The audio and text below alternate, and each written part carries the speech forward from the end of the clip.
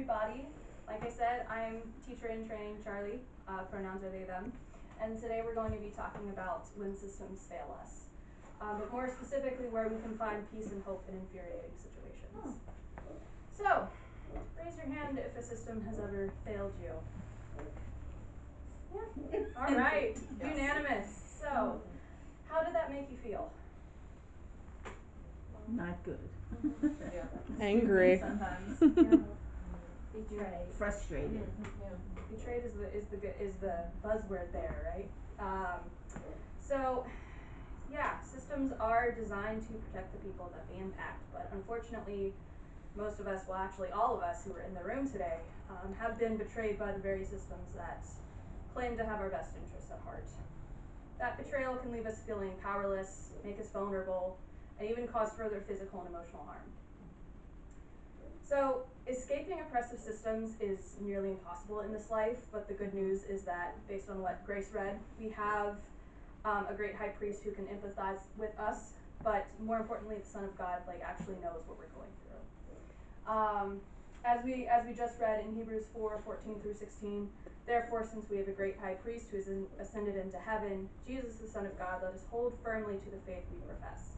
For we do not have a high priest who is unable to empathize with our weakness, but we have one who has been tempted in every way, just as we are, yet he did not sin.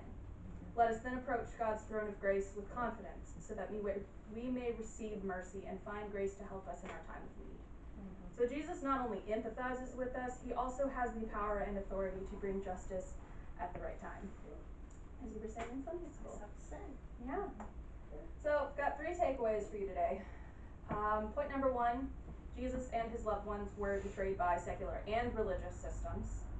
Number 2, Jesus never tolerated injustice, and he often spoke out about oppression. And number 3, Jesus offers comfort and hope to those living under oppressive systems. So, if you're taking notes, I have them up on the slides again. So this is point number 1, Jesus and his loved ones being betrayed by secular and religious systems. So, before we dive into Matthew 23, I want to set the stage a little bit. It's the 1st century in Israel. The country had been occupied so many times in the past few centuries that the Jews were going through cultural whiplash. Now, I'm not going to go through everything on this slide, but I highly recommend the Holman, the Holman Quick Source Bible Atlas. Yes, that we covered in our class on biblical geography. It gave a really good overview of not only the actual geography of the Holy Land, but also, who was occupying at the time, who was in power, who was taking over, who was revolting, and it really gives a deeper perspective into the scriptures that we read and often take for granted. So, here is a brief history of the occupation just within the 2 centuries before Jesus came into the picture.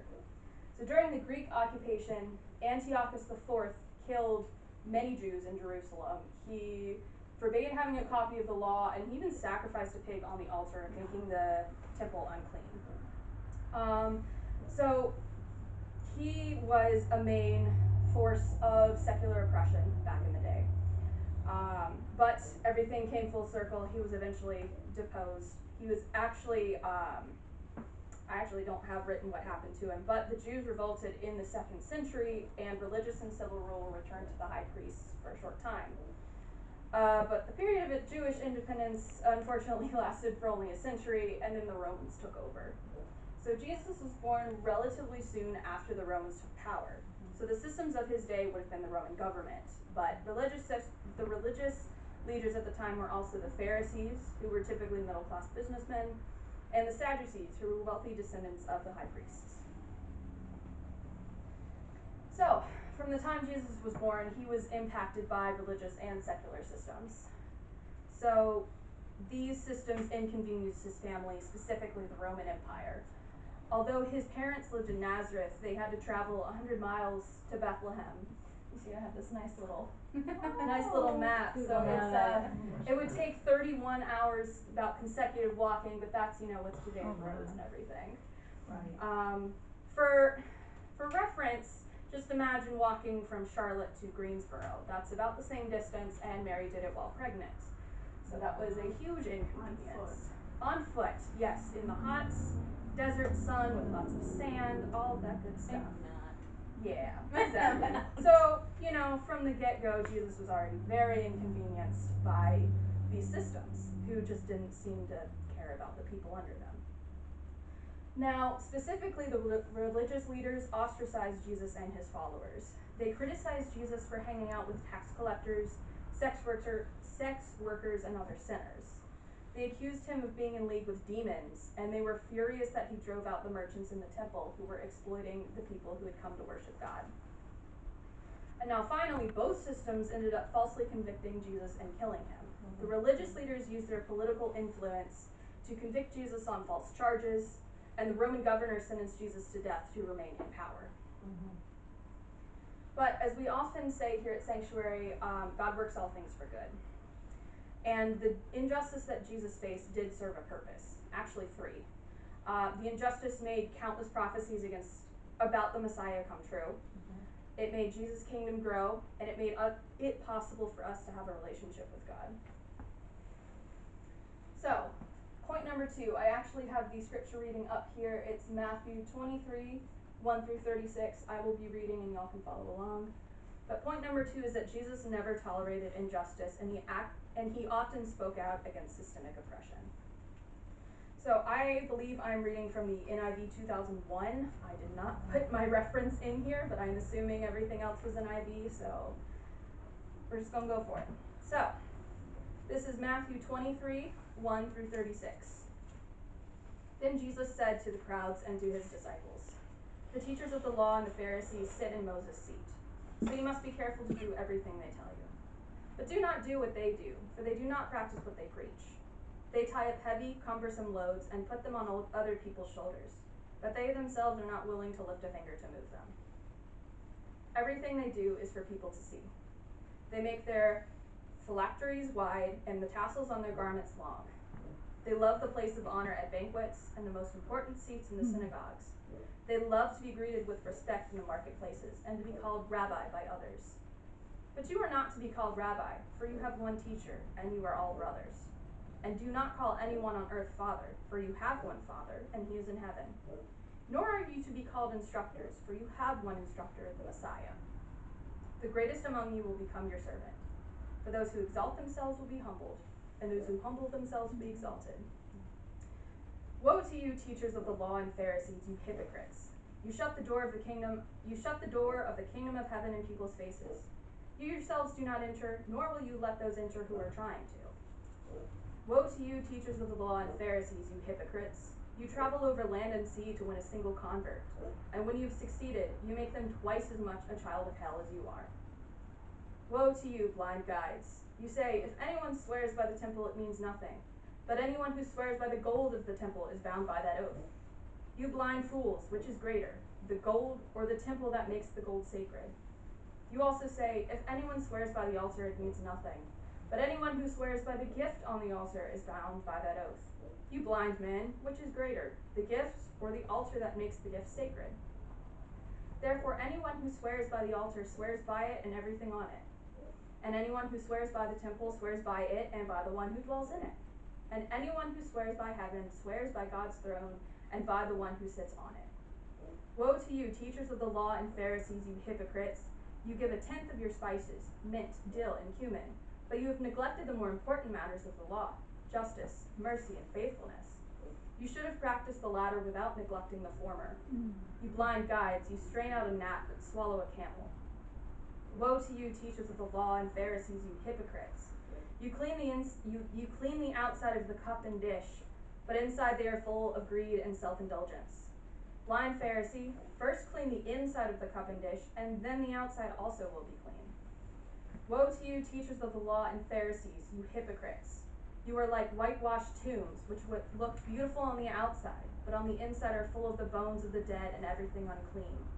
In the same way, on the outside you appear to people as righteous, but on the inside you are full of hypocrisy and wickedness. Woe to you, teachers of the law and Pharisees, you hypocrites! You build tombs for prophets and decorate the graves of the righteous. And you say, if we had lived in the days of our ancestors, we would not have taken part with them in shedding of the blood of the prophets. So you testify against yourselves that you are the descendants of those who murdered the prophets. Go ahead then, and complete You snakes, you brood of vipers, how will you escape being condemned to hell? Therefore I am sending you prophets and sages and teachers. Some of them you will kill and crucify. Others you will flog in your synagogues and pursue from town to town. And so upon you will come all the righteous blood that has been shed on earth, from the blood of righteous Abel to the blood of Zechariah son of Berechiah, whom you murdered between the temple and the altar.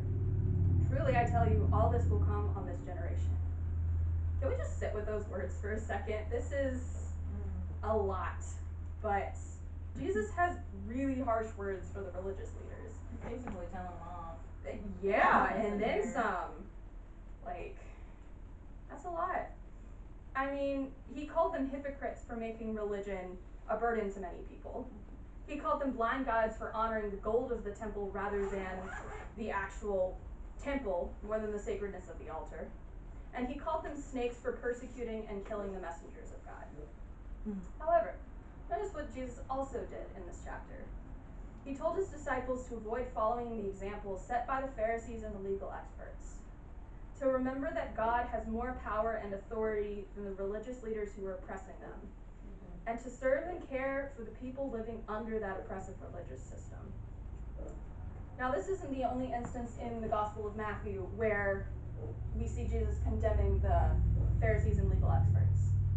In Matthew 6, he spoke out against hypocrisy and showy religion, and in doing so showed everyone that he stood with the marginalized.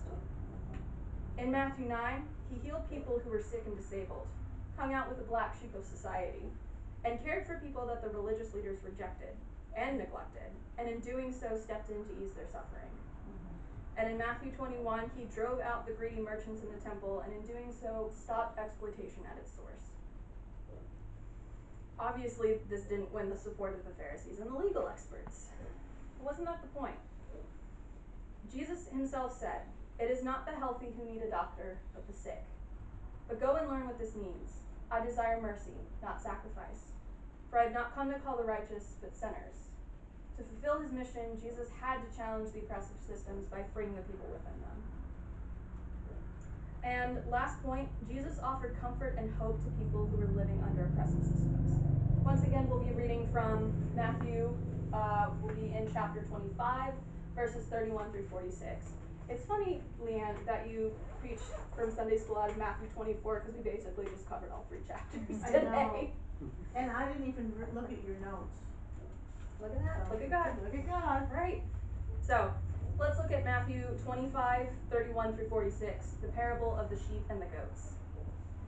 When the Son of Man comes in his glory, and all the angels with him, he will sit on his glorious throne. All the nations will be gathered before him, and he will separate the people one from another as a shepherd separates the sheep from the goats. He will put the sheep on his right, and the goats on his left. The king will say to those on his right, "Come, you who are blessed by my Father, take your inheritance, the kingdom prepared for you since the creation of the world. For I was hungry, and you gave me something to eat. I was thirsty, and you gave me something to drink.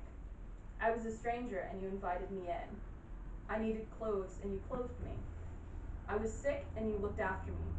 I was in prison, and you came to visit me." Then the righteous will answer him, "Lord, when did we see you hungry and feed you, or thirsty and give you something to drink? When did we see you as a stranger and invite you in, or needing clothes and clothe you? When did we see you sick or in prison and go to visit you?" The king will reply, "Truly I tell you, what you did for one of the least of these brothers and sisters of mine, you did for me." Then he'll say to those on his left, "Depart from me, you who are cursed, into the eternal fire prepared for the devil and his angels. For I was hungry, and you gave me nothing to eat. I was thirsty, and you gave me nothing to drink. I was a stranger, and you did not invite me in. I needed clothes, and you did not clothe me. I was sick and in prison, and you did not look after me." They also will answer, "Lord, when did we see you hungry, or thirsty, or a stranger, or needing clothes, or sick, or in prison, and did not help you?" He will reply, "Truly I tell you, whatever you did not do for one of the least of these, you did not do for me." Then they will go away to eternal punishment, but the righteous to eternal life. Now, despite being entitled to rule the world and hold positions of absolute power, Jesus stood with the marginalized, which is really powerful and really just mind-blowing. He identified with people who are homeless, who don't get enough to eat, and who don't have a roof over their heads. He identified with people who are sick and elderly, who must rely on others for care. And he identified with people who are incarcerated. The righteous, he said, would treat strangers like they would treat Jesus. And the wicked, he said, would deny a stranger their basic needs, shame a stranger for having no clothes, withhold care from a stranger who's sick, and make a stranger feel isolated in prison. So the statue that you see on the screen is of a homeless Jesus. Reminds us that Jesus is among us, but not in positions of power. So if you actually ever pass through Davidson, this statue or replica of it is on the grounds of St. Albans Episcopal Church. Oh. So we need to make a field trip. Yes, we do. Yep. Davidson something. So in closing, I want to remind us all that Jesus knows what it's like to live under oppressive systems, especially religious ones. Jesus has never been silent in the face of oppression, so we can turn to the scriptures for comfort. And Jesus promises that those who oppress others will receive divine retribution, and those who look out for others will receive his blessing. So any questions?